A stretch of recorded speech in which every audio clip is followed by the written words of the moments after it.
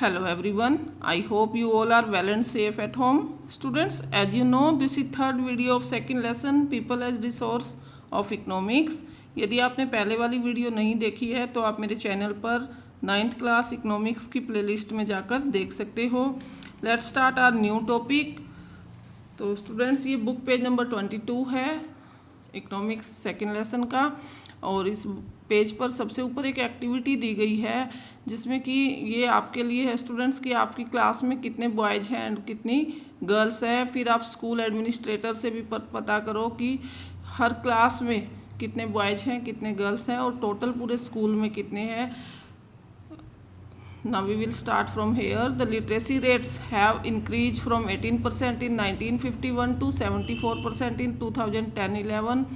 तो स्टूडेंट्स, हमने previous video में डिस्कस किया था कि लिटरेसी रेट्स क्या होता है. ये होता है साक्षरता दर कि पढ़े लिखे कितने लोग हैं, और ये एजुकेशन को बढ़ावा देने के लिए हमारी गवर्नमेंट ने काफ़ी स्टेप उठाए हैं. तो वो हमने प्रीवियस वीडियो में डिस्कस किए थे.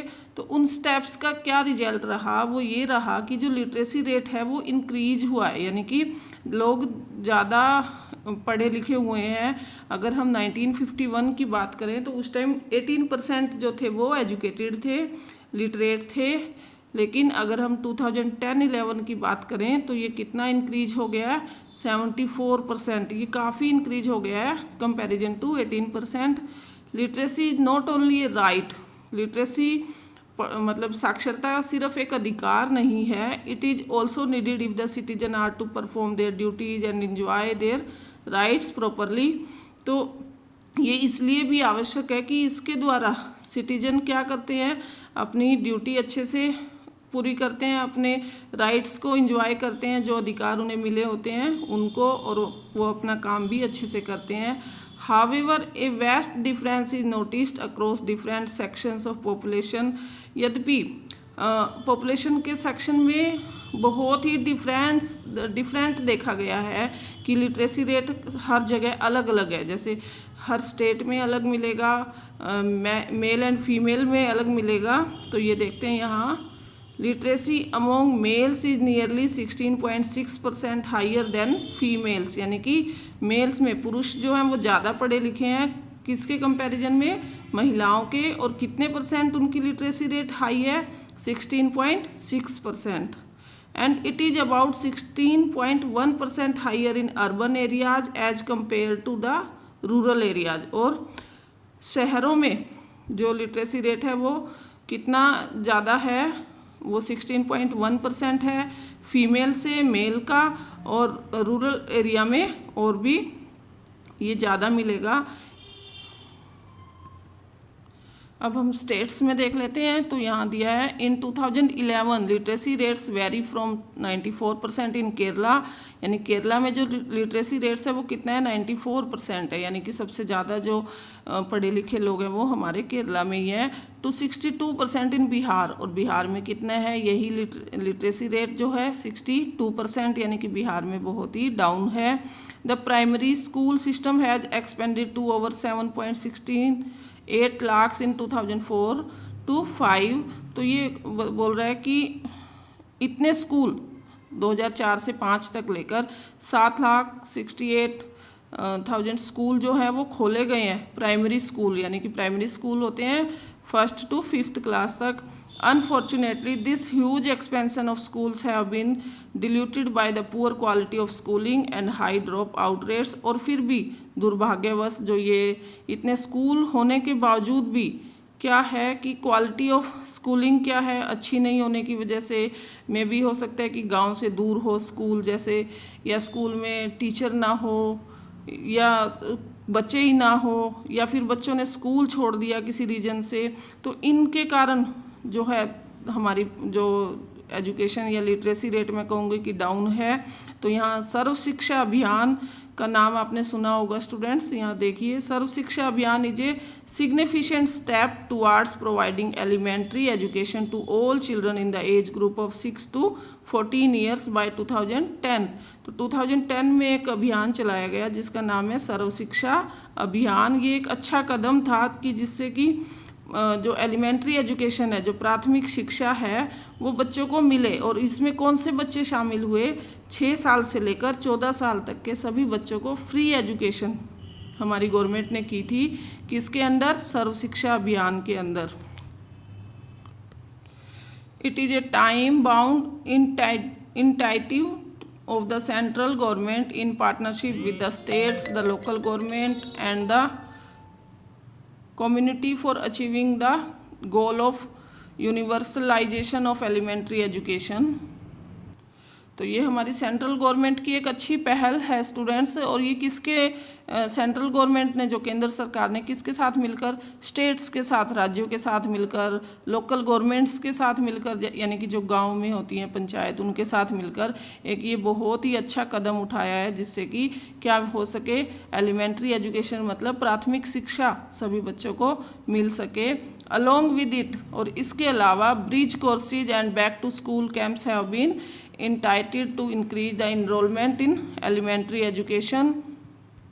तो इसके अलावा और भी स्टेप उठाए, जैसे कि ब्रिज कोर्स शुरू किए गए, बैक टू स्कूल की स्कूल वापस आओ, ऐसे कैंप्स लगाए गए। इन कैंप में बच्चों को मोटिवेट किया गया, पेरेंट्स को मोटिवेट किया गया, सो दैट कि बच्चे क्या हो? इंक्रीज हो। किसके लिए? एलिमेंट्री एजुकेशन के लिए।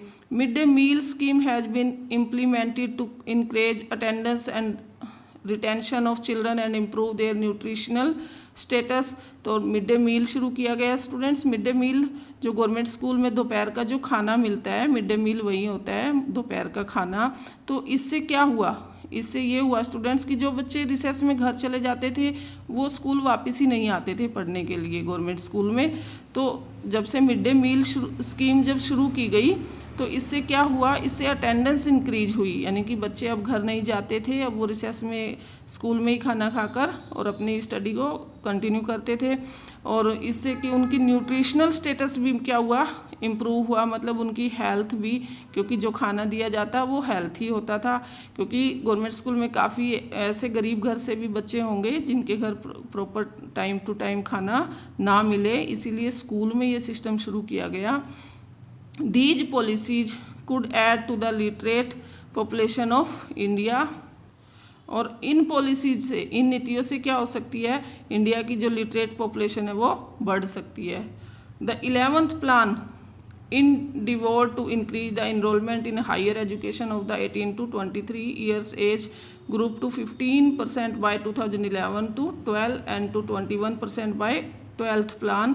तो ये 11वां जो पंचवर्षीय प्लान बनाया गया स्टूडेंट्स, उसमें 18 से 23 साल तक के बच्चों के लिए जो एजुकेशन थी, जो हायर एजुकेशन थी, उसमें इम्प्रूवमेंट किया गया, ताकि इन बच्चों को भी पूरा चांस मिले, अपॉर्चुनिटी मिले पढ़ने की। और ये बढ़ाई गई 15% कब? 11th प्लान में, और ये 15% से बढ़कर 21% हो गई कौन से में? 12th प्लान में। Okay. The strategy focuses on increasing access, quality, adoption of status-specific curriculum, modification, vocationalization and networking on the use of information technology। और इसमें जो स्ट्रैटेजी यूज की गई स्टूडेंट्स, वो की गई कि एक्सेस मतलब पहुँच, कि सब बच्चों के पहुँच में हो वो चीज़ें।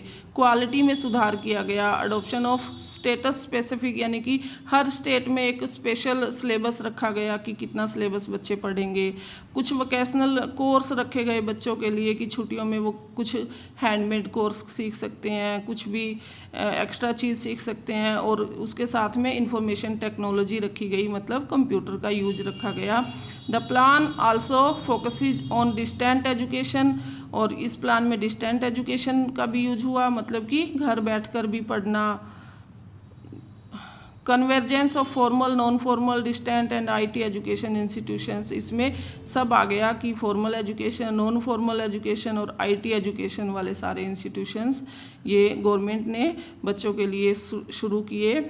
Over the past 50 years there has been a significant growth in the number of the university and institutions of higher learning in specialised area. तो पिछले 50 सालों का अगर अब हम देखें तो बहुत ज़्यादा जो क्या खोली गई हैं गवर्नमेंट के द्वारा, यूनिवर्सिटी और इंस्टीट्यूशन ऑफ हायर एजुकेशन के लिए इंस्टीट्यूशंस खोले गए, यूनिवर्सिटीज़ खोली गई Let us read the table to see the increase in number of college, universities, enrollment of students and requirement of teachers since 1951 to 2011 to 12 and 12 to 13।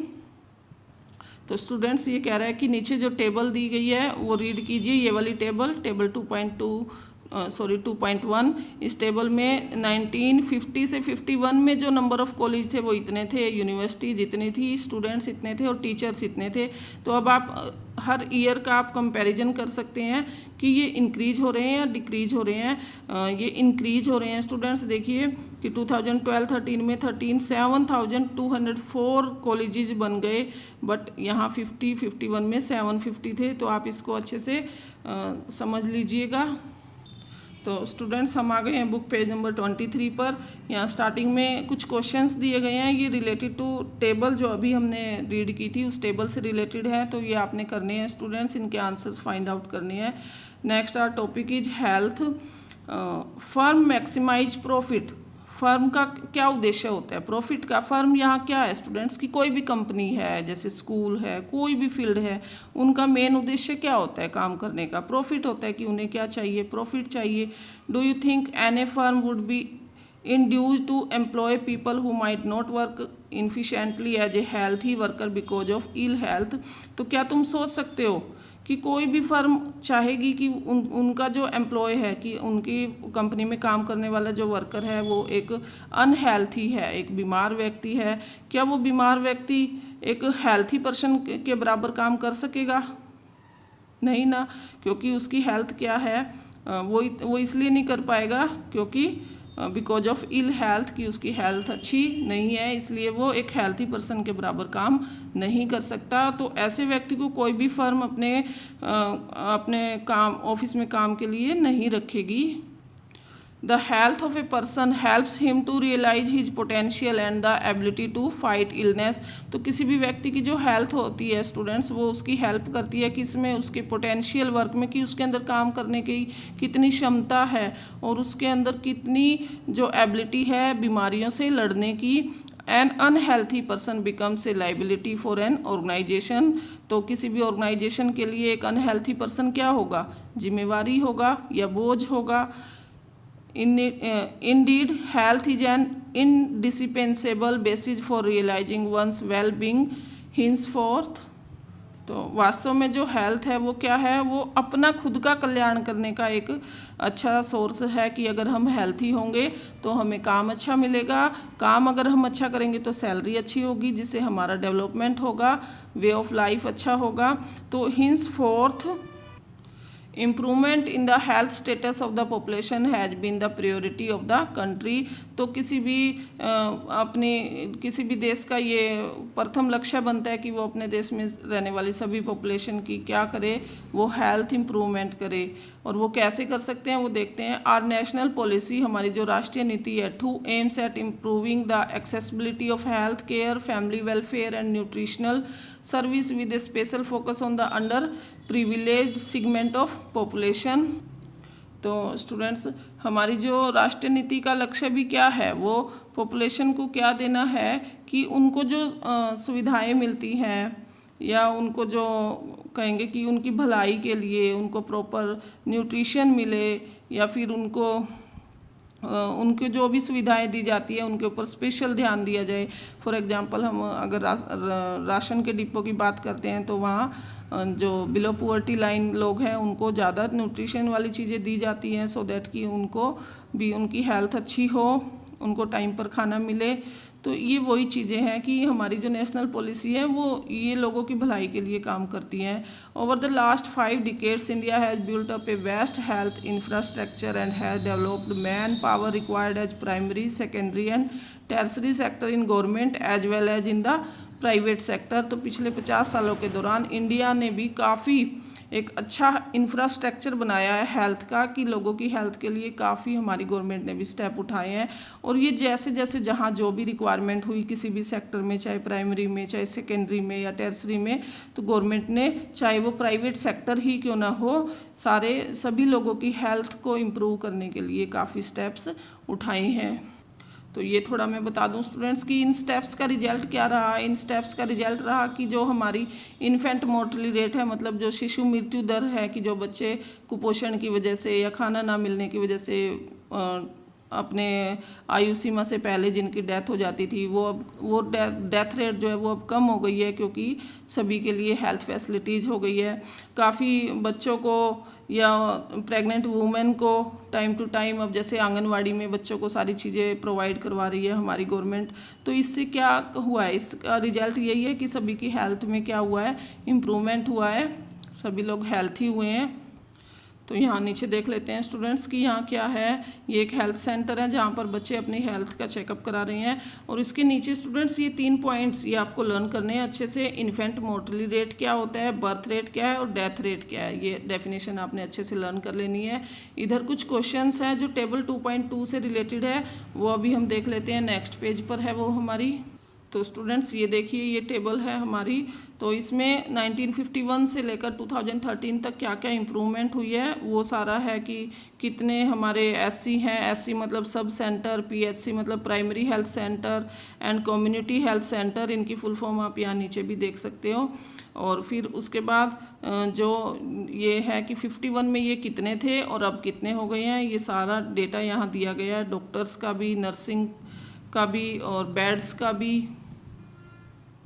तो students इस table से related ये questions हैं, इनके answers आपने पता करने हैं कि क्या इंक्रीज जो हो रहा है वो सही है, क्या वो पूरा है, कि डॉक्टर जितने इंक्रीज हुए हैं क्या वो इनफ है हमारे लिए या हमें और भी ज़्यादा चाहिए, बेड्स क्या पूरे हैं या हमें और भी ज़्यादा चाहिए। तो अब आप देख सकते हो कि कोविड-19 की वजह से इन सब चीज़ों की हमें क्या हो गई है, कमी हो गई है। तो ये आंसर्स आप फाइंड आउट ज़रूर करना बेटा। आगे हम देखते हैं। There are many places in India which do not have even these basic facilities. और इंडिया में ऐसी बहुत सी जगह जहाँ पर ये बेसिक फैसिलिटीज़ आज भी नहीं है। There are only 381 medical colleges.